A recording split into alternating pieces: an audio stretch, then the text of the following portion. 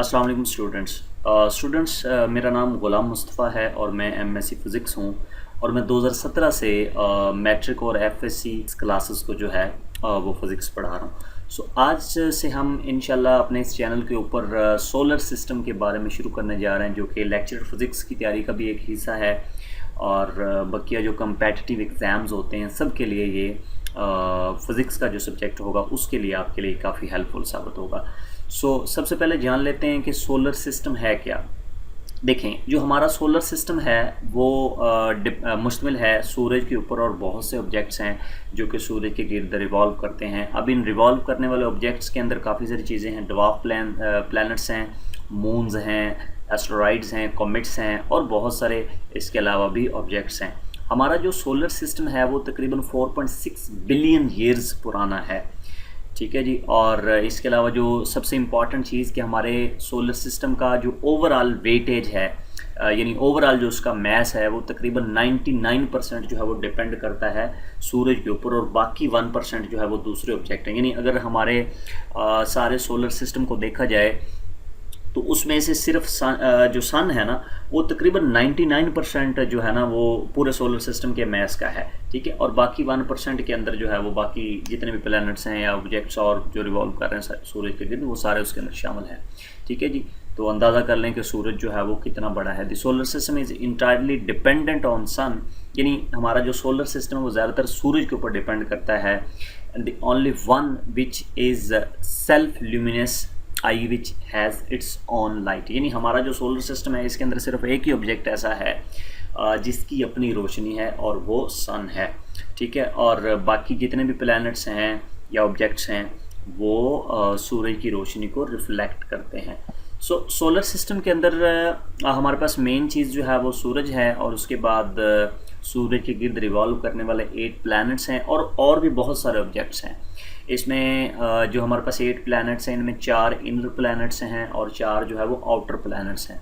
Mercury, Venus, अर्थ, Mars ये हमारे inner planets हैं जी। और उसके बाद जो जुपिटर है, सैटर्न है, यूरेनस है, नेपच्यून ये हमारे आउटर प्लैनेट्स हैं। सबसे पहले अगर हम सूरज की बात करें तो ये हमारे सोलर सिस्टम में सबसे हैवी ऑब्जेक्ट है और ये जलती हुई गर्म गैसेस का जो है वो एक बहुत बड़ा गोला है और ये हमारी ज़मीन के सबसे करीब तरीन जो स्टार है वो है, ठीक है। यानी हमारी ज़मीन के सबसे करीब तरीन जो स्टार है वो सूरज है। अच्छा, अगर इसके साइज़ की बात करें तो हमारा जो ये सूरज है उसके अंदर तकरीबन 14 लाख ज़मीनें जो हैं वो समा सकती हैं। 14 लाख ज़मीनें हमारे सूर्य के अंदर जो है वो समा सकती हैं। और ये जो सन है इसका हमारी ज़मीन से तकरीबन 149.6 मिलियन किलोमीटर्स का फासला भी है। ये काफ़ी इम्पॉर्टेंट है एमसीक्यू के हवाले से, स्पेशली जो हमारा पीपीएससी का टेस्ट होता है लेक्चरर फिज़िक्स का या सब्जेक्ट स्पेशलिस्ट का जो टेस्ट होता है उसमें सोलर सिस्टम से 1-2 एमसीक्यूज़ आ जाते हैं। अब इस सोलर सिस्टम को करने का एक फ़ायदा ये होगा कि एक तो आपके सब्जेक्ट का ये हिस्सा है, यानी फिज़िक्स का जो सब्जेक्ट है उसका ये हिस्सा कॉस्मोलॉजी के अंदर आता है ये। और दूसरा ये कि हमारा जो 20 मार्क्स का जीके होता है उसमें 2 मार्क्स का जो हमारे पास होता है जनरल साइंस, तो उसमें भी पॉसिबिलिटी है कि इधर से जो है ना वो कोई 1-2 एमसीक्यू उठा लिए जाएँ। तो चांसेस हैं कि सोलर सिस्टम जो है ये चूँकि बहुत कॉमन टॉपिक है जनरल साइंस के लिए, तो पॉसिबिलिटी है कि यहाँ से कोई एमसीक्यू उठा ले जाए। अच्छा, सोलर सिस्टम की बात करें तो उसमें 99% जैसे मैंने आपको बताया सूरज है, यानी हमारा जो जितना भी सोलर सिस्टम है उसका जितना भी मैस है उसका 99% सूरज पर डिपेंड करता है और 1% बाकी ऑब्जेक्ट के ऊपर। अच्छा, यहाँ पे अगर बात की जाए सूरज की शेप की तो वो मुकम्मल तौर पे जो है वो स्फेरिकल है और ये हाइड्रोजन और हीलियम की बनी हुई यूँ समझ लें आप, ठीक है। यानी हाइड्रोजन जो है वो तकरीबन 70% है सूरज के अंदर और 28% जो है वो हीलियम मौजूद है और बाकी जो 2% है वो दूसरे एलिमेंट्स हैं। अच्छा, सूरज काम क्या करता है जी? The sun generates heat and light through nuclear fusion in its core. Core होता है सूरज का अंदरूनी जो पार्ट है या अंदरूनी सेंट्रल पार्ट इसको हम कह सकते हैं, ठीक है। एक होती है आउटर सरफेस, एक होती है इनर सरफेस। तो जो इनर सरफेस उसको हम कोर बोलते हैं जी। तो उसके अंदर न्यूक्लियर फ्यूजन रिएक्शंस हो रहे होते हैं जिसके नतीजे में हीट रिलीज़ होती है और रोशनी रिलीज़ होती है। अच्छा, अब फ्यूजन रिएक्शन के अंदर होता क्या है, यहाँ हाइड्रोजन जो है वो हीलियम के अंदर कन्वर्ट हो रही होती है, ठीक है जी। अच्छा, उसके बाद वो कह रहे हैं sun rotates on its axis once every 27 days.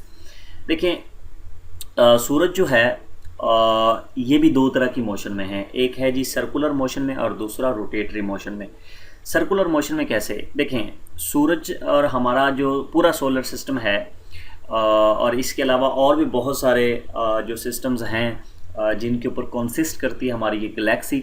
तो बेसिकली ये जितने भी ऑब्जेक्ट्स इस गैलेक्सी के अंदर मौजूद है, हमारी जो मिल्की वे गैलेक्सी है इसके अंदर जितने भी ऑब्जेक्ट्स मौजूद हैं, ये गैलेक्सी के का जो टोटल मैस है ना, उसका जो सेंटर ऑफ मैस बनता है। यानी हमारी जितनी बड़ी गैलेक्सी है इसका एक सेंटर ऑफ मैस तो होगा ना, तो ये जितने भी ऑब्जेक्ट इस गैलेक्सी के अंदर आते हैं वो सारे उस सेंटर ऑफ मैस के गिर्द रिवॉल्व करते हैं। तो सूरज भी उनमें शामिल है, सूरज भी उस सेंटर ऑफ मैस के गिर्द रिवॉल्व करता है। अच्छा, इसके अलावा सूरज एक और मोशन में भी है जिसको हम बोलते हैं रोटेटरी मोशन। जैसे हमारी ज़मीन है दो तरह की मोशन में, एक वो सूरज के गिर्द चक्कर लगाती है और दूसरा अपने महवर के गिर्द। इसी तरह जो सन है वो एक तो जो है वो मूव करता है सर्कुलर मोशन में along the centre of mass of the Galaxy, और दूसरा ये रोटेट करता है निज़ाम शमसी का जो सेंटर है उसके अलोंग जो है ये रोटेट करता है। अब जो निज़ाम शमसी हमारा इसका जो सेंटर ऑफ मैस है वो सूरज के अंदर आएगा। देखें, सेंटर ऑफ मैस क्या होता है, सेंटर ऑफ मैस वो पॉइंट होता है जहाँ पूरी बॉडी का या पूरे सिस्टम का टोटल मैस जो है वो कंसंट्रेटेड होता है, फोकस कर रहा होता है, ठीक है। तो अगर हम बात करें, अभी मैंने यहाँ पे आपको बताया भी कि जो हमारा सोलर सिस्टम है इसके टोटल मैस का 99% तो सूरज के पास है, इसलिए जो सेंटर ऑफ मैस बनेगा वो अप्रॉक्सीमेटली सूरज के अंदर बनेगा, ठीक है। तो सूरज क्या करता है, उस पॉइंट के गिर्द भी जो है वो मूव करता है। चूंकि ये पॉइंट सूरज के अंदर है लिहाजा सूरज जो है उसको रोटेटरी मोशन में जाना पड़ेगा, यानी उसको रोटेट करना पड़ेगा। तो सूरज जो है वो 27 डेज़ के अंदर अपने एक्सिस के गिर्द एक रोटेशन कंप्लीट करता है। अगर हम इसके कोर के सूरज की जो कोर है उसके टेम्परेचर की बात करें तो वो तकरीबन 15 मिलियन सेल्सियस है, ये आपने याद रखना है। और इसकी सरफेस का जो टेम्परेचर है वो तकरीबन 5500 डिग्री सेंटीग्रेड है, और अगर फ़ारेनहाइट में देखें तो 9932 फ़ारेनहाइट। अच्छा, the sun's powerful solar wind and magnetic field give rise to phenomena such as sun spots. अच्छा, ये जो सूरज का चूँकि मैग्नेटिक फील्ड बहुत ज़्यादा है और इसके ऊपर जो सोलर विंड्स हैं वो बहुत ज़्यादा पावरफुल होती हैं, जिसकी वजह से सूर्य के ऊपर छोटे छोटे स्पॉट्स बन जाते हैं, उनको हम बोलते हैं सन स्पॉट्स। अच्छा, उसके बाद अगर हम बात करें मज़ीद इसी सोलर सिस्टम की, तो यहाँ हम सूरज के बारे में कुछ और चीज़ें हैं जो कि मैं आपको बताना चाहूँगा। वो है जी प्रोमिनेंस एंड स्पाइकल्स, ठीक है, स्पाइक्यूल्स भी इनको आप बोल सकते हैं, ठीक है।